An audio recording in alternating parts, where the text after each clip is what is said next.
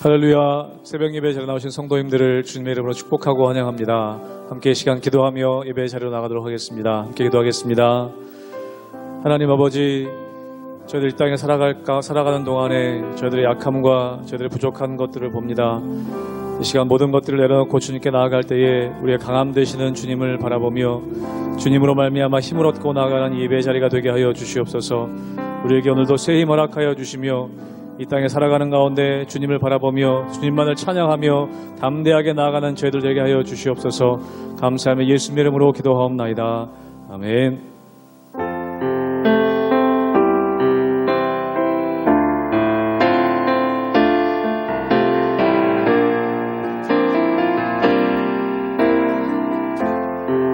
약할 때 강함 되시네. 약할 때 강함 되시네. 나의 보배가 되신 주 나의 모든 것. 주 안에 있는 보물을 나는 포기할 수 없네. 주 나의 모든 것. 예수 어린 양, 예수 어린 양, 존귀한 이름. 예수 어린 양, 존귀한 이름. 다시 한번 고백합니다. 약할 때 강함 되시네. 약할 때 강함 되시네. 나의 보배가 되신 주 나의 모든 것. 주 안에 있는 보물을 나는 포기할 수 없네. 주 나의 모든 것. 예수 어린 양,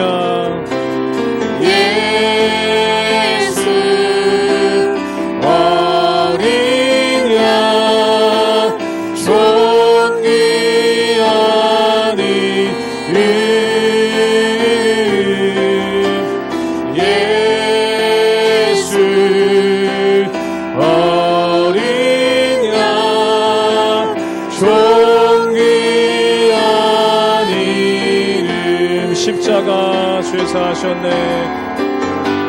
십자가 죄 사하셨네. 주님의 이름 찬양해. 주 나의 모든 것. 쓰러진 나를 세우고, 쓰러진 나를 세우고, 나의 빈잔을 채우네. 주 나의 모든 것. 예수 어린 양, 예수 어린 양, 존귀한 이름.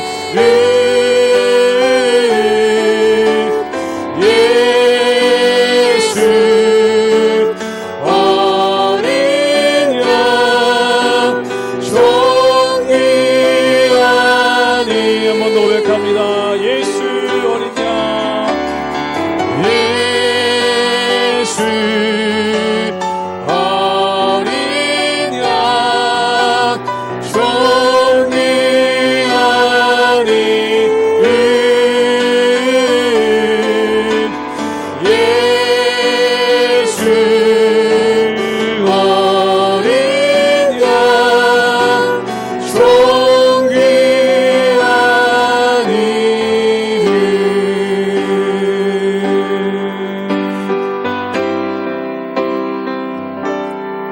세상의 유혹 시험이 내게 몰려올 때에 나의 힘으론 그것들 모두 이길 수 없네. 거대한 폭풍 가운데 위축된 나의 영혼 어찌할 바를 몰라 헤매이 있을 때 주를 찬양 손을 들고 찬양 전쟁은 나에게 속한 건 아니니 주를 찬양 손을 들고 찬양 전쟁은 하나님께 속한 것이니 거짓과 속임수로 가득 찬 세상에서 어디로 갈지 몰라 머뭇거리고 있네. 공중의 권세 잡은 자 지금도 우리들이 실패와 절망으로 넘어뜨리려 하네. 주위를 둘러보면 아무도 없네. 믿음의 눈을 들며 보이는 분 계시네. 지금도 내 안에서 역사하고 계신 사망과 어둠의 권세 물리치신 예수님 주를 찬양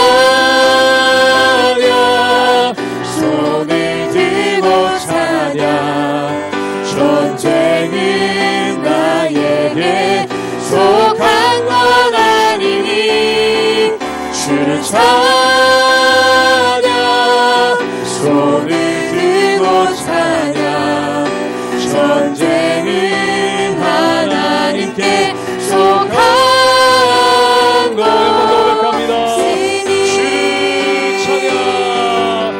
주를 찬양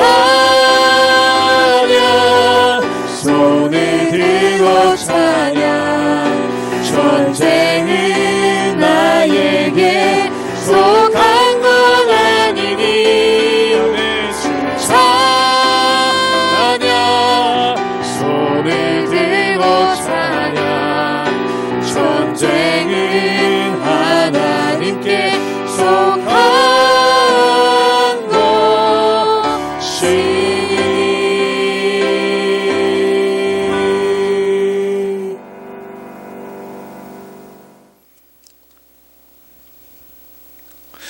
할렐루야. 우리 하나님의 은혜와 평강이 우리 성도님들 삶 가운데 날마다 가득하시기를 주님의 이름으로 축원합니다. 오늘 말씀 가운데 보면은 세 종류의 사람들이 나타나게 되는 것을 보게 됩니다. 첫 번째 사람들은 예수님을 증오해서 예수님을 죽이려고 하는 그러한 사람들이 등장하게 되는 것을 보게 되죠.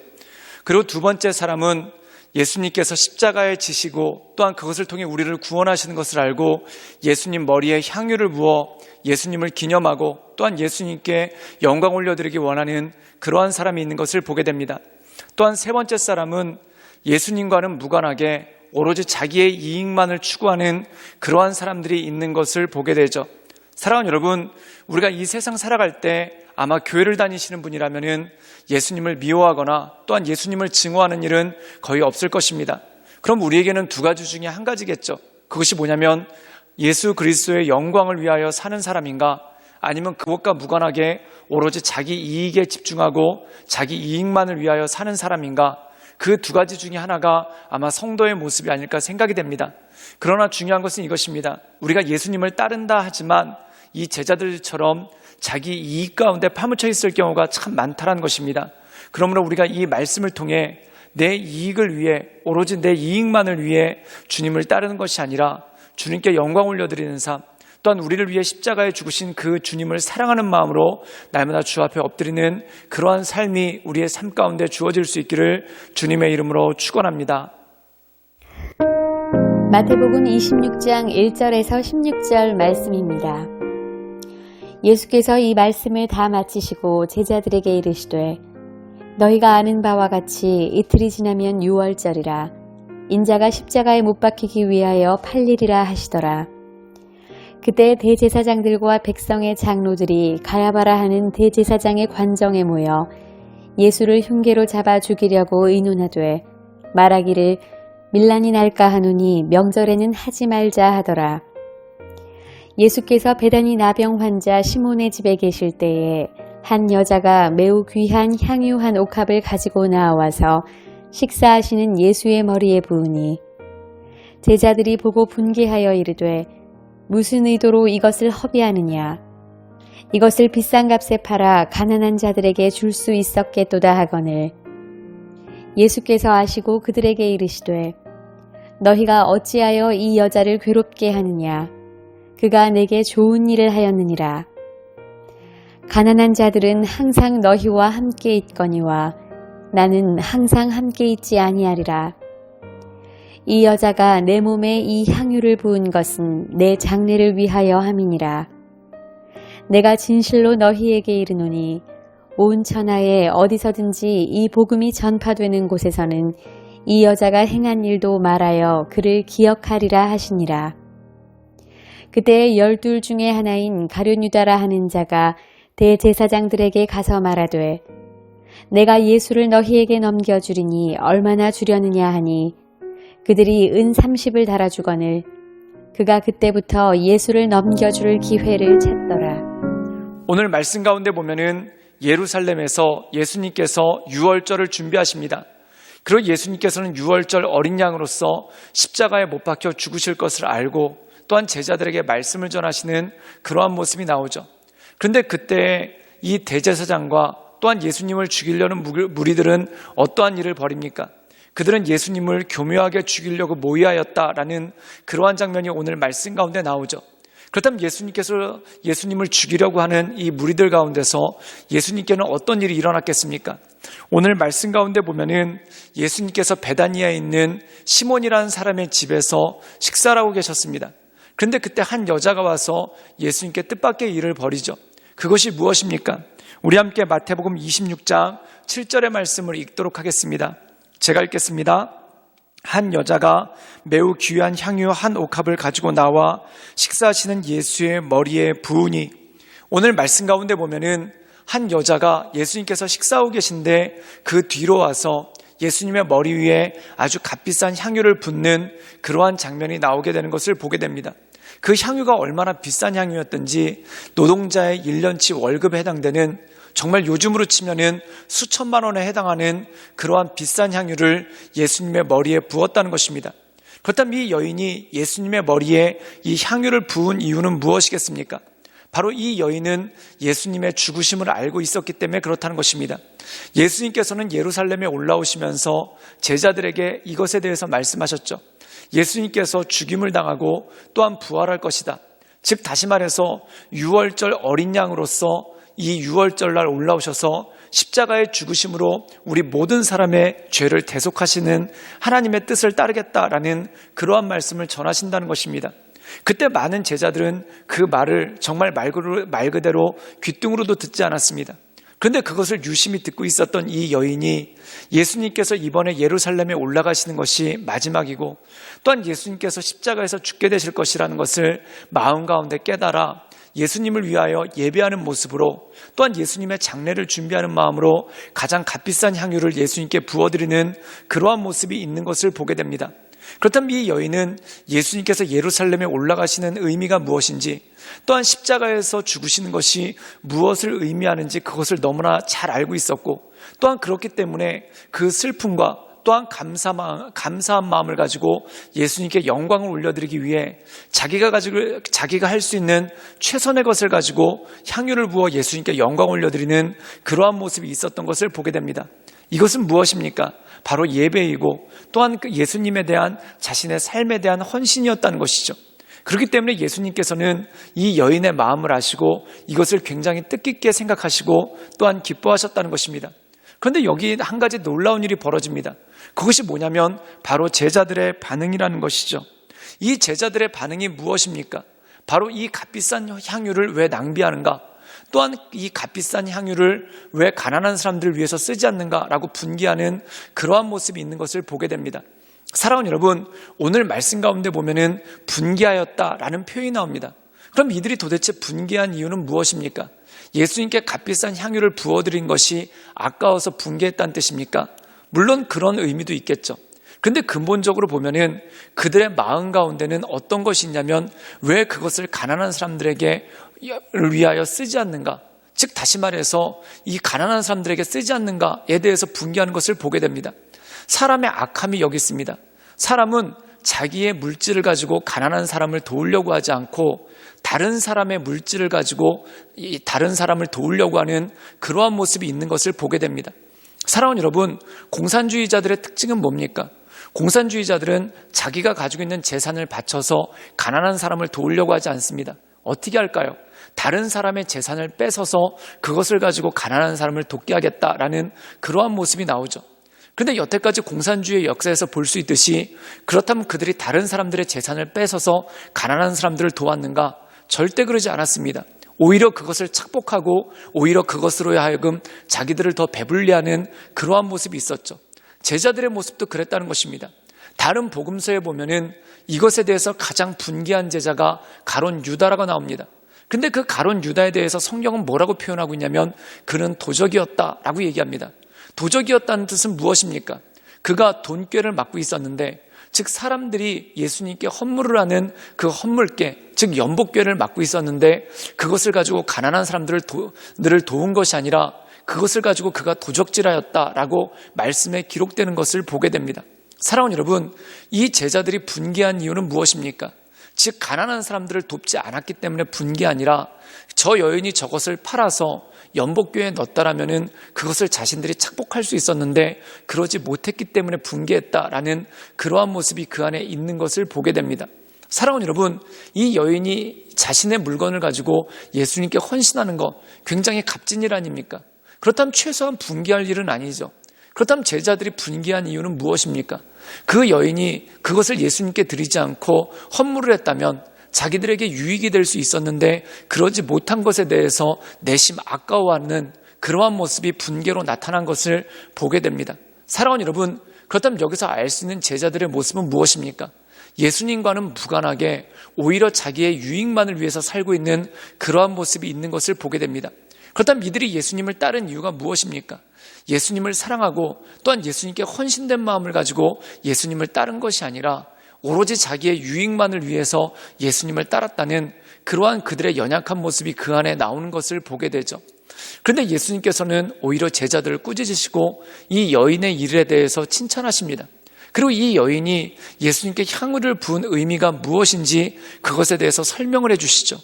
우리 함께 마태복음 26장 12절의 말씀을 읽도록 하겠습니다. 제가 읽겠습니다.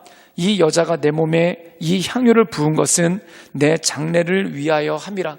즉 다시 말해서 십자가에 달리신 예수님께 감사함을 표하고 또한 십자가에 달리신 예수님께 그의 마음 가운데 있는 모든 고마움을 표현한 것, 이것이 바로 예배, 이것이 바로 향유를 붓는 사건이라는 것입니다. 사랑하는 여러분, 사람의 모든 것은 감사함에서 시작합니다. 감사함을 모르는 사람은 구제도 할 줄 모릅니다. 감사함이 없는 사람들은 구제라는 명목하에 자기의 유익을 꾀하고 또한 헌신이라는 명목하에 자기의 이익을 도모하는 게 되는 것을 보게 되죠. 사랑하는 여러분, 진정한 구제는 주님을 향한 감사에서 비롯되는 것을 보게 됩니다. 즉 다시 말해서 감사하는 마음이 없는데 어떻게 연약한 이들을 섬길 수 있고 또한 연약한 이들을 돌볼 수 있겠습니까? 그렇기 때문에 주님께서는 이 여자의 감사하는 마음을 크게 여기시고 또한 그 감사하는 마음이 모든 것의 시작임을 제자들에게 알리시게 되는 것을 보게 됩니다. 사랑하는 여러분, 우리가 이 사순절과 또한 고난주간을 준비하며 정말 십자가에 달려서 우리를 구원하신 그 예수님에 대해 감사하는 마음을 가지고 우리가 온전한 삶을 살아가시는 우리 모든 성도님들 되시기를 주님의 이름으로 축원합니다. 함께 기도하시겠습니다. 늘 언제나 살아서 역사하신 주님, 우리가 주님에 대한 감사함 없이는 우리의 삶 가운데 어떠한 선한 행실도 나올 수 없는 것을 보게 됩니다. 하나님, 우리에게 먼저 감사를 회복시켜 주시고 또한 십자가에 달리신 그 주님을 묵상하며 우리가 감사한 마음으로 주님께 영광 올려드리며 하나님의 은혜 가운데 나갈 수 있도록 주여 도와주시고 주님 인도하여 주시옵소서. 주님께 모든 걸 위탁드리오며 살아서 역사하시는 주 예수 그리스도의 이름으로 감사하며 기도드리옵나이다. 아멘.